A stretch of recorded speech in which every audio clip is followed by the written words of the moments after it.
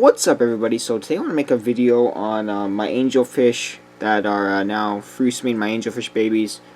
And I actually could have brought this video to you all a lot sooner, but obviously I wanted to bring the stages of how they develop out, and I also just wanted to see how they would develop out, so that I can share this as real as possible with you all.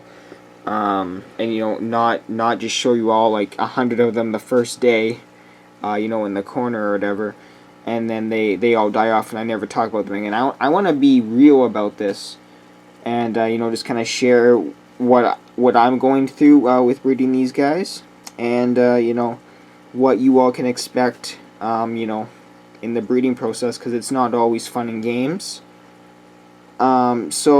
And I kind of expected this. This strain is just weak. I have had another batch before, and most of them did die off. Actually, all of them did die off eventually.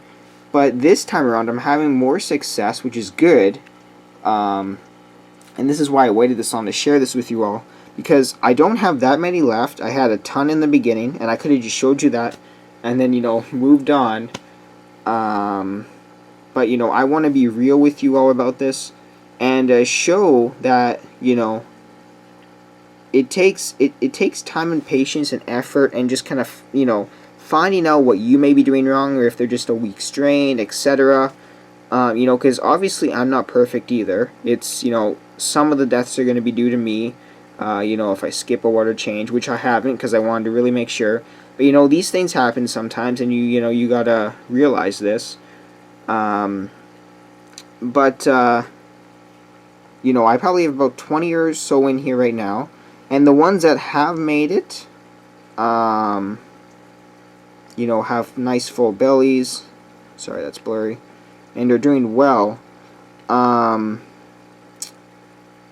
I think, this is why I say you have to really experiment with it. A couple spawns in. You can't just say, oh, they're a weak strain, because even by me saying that, I might be totally wrong. I don't hatch out live brine shrimp. I just feed this stuff, and maybe they're just not taking to it, and I'm losing most of them due to that. I don't really know. But I'm never really going to commit to raising up brine shrimp. I just don't want to do it. I want to use up. I want to use that stuff. So it might not be a weak strain, but I also think that that's part of it. So that's why I'm bringing this video now to you all, and I think there's just value in this. Now I'm just kind of starting a rant almost, but as you can see, I have not a lot, but I have a decent amount in here. And you can tell that they're taking to the food because they're orange bellies. Let me see if I can... Yeah, it's hard to tell. But see how their bellies are kind of orange? That's a good sign. So basically how I'm raising these guys up is I have a not quite full 10-gallon tank. And then I'm feeding them up around 3 times a day. A scoop of this stuff in like a little... like those medicine spoons that you get with your like Metroplex and stuff. I'm using that one of those 3 times a day, and then I do like down to here water change, and I get all the gunk off the bottom just using an open siphon. It doesn't have like one of those things, so fish doesn't get sucked up. It's just a tube, like an open tube rather. And then I just suck off all the stuff in the bottom, trying not to get the babies, which, I get a few in there. And then I usually just use that little spoon to get them out of the bucket. And then, that's what I do. I do that. Another critical thing is to really make sure the temperature of the water you're putting back in, especially because you're doing such big water changes. And that's really key for growing up your fish. Like every day, a big water change. At least every day, really. Like if you skip a day, bad things start to happen. The waste accumulates. They start getting stuck in it on the bottom because it starts rotting, and you're not I guess rotting, and fungusing up. Not really rotting because it's only like about a day, but it starts rotting, I guess. But mainly just the fungus starts kind of eating it.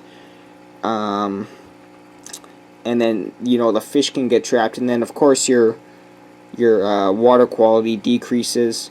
And the reason the fish get trapped is because when they go to sleep, they just go right into that gunk, and then they just can't get out of it, and that really sucks. And then, anyways, what I was going on with there was to keep the temperature the same when adding in water, obviously because you're doing big water changes.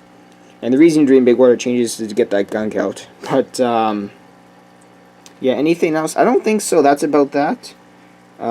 Just keep an eye on your babies. If they have nice orange stomachs, it means they're eating well. And I really think, now that I think about it, that may be part of the problem. They might have not been taking to the food, quite well enough.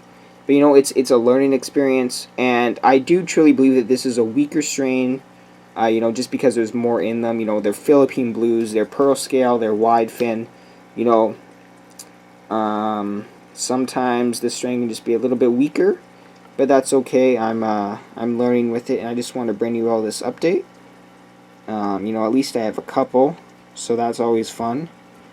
And yeah, so thank you all for watching. If you have any questions on this, let me know in the comments. And I think I'm gonna start bringing you all new videos on different subjects.